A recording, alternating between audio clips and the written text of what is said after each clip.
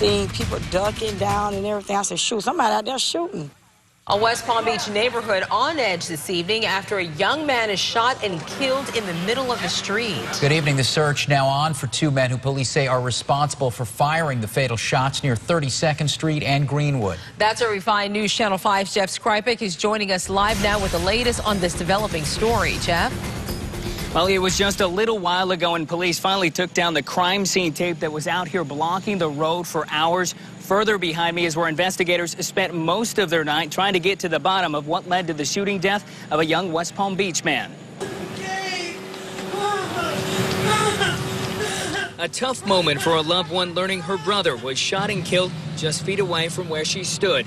The scene is a product of what West Palm Beach police say was an exchange of gunfire between two men in a car and a young man on a bike. All of a sudden, we just heard a whole bunch of shooting. So my daughter said, "Dog, Mom, they're doing fireworks out there."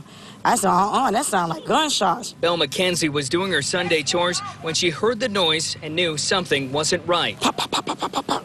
Police say when the gunfire ended, a male in his late teens who was on the bike died at the scene. The two men in the car drove off in a black sports car and are still on the run. It's sad that it happens to anybody, especially a kid who's, less than 20 years old. It happens too many times. We got to get these guns off the street. Police spokesperson Allan Ortman says why the men were shooting at each other isn't known, but believes the men were not from this neighborhood. It's a nice area. It's actually made a major comeback.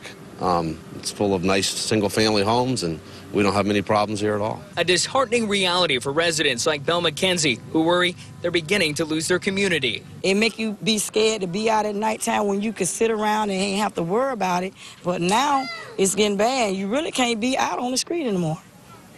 And, it's terrible. McKenzie, like many of her other neighbors, say the only way to make sure this doesn't happen again is to stand together in outrage, hoping the power in numbers prevails.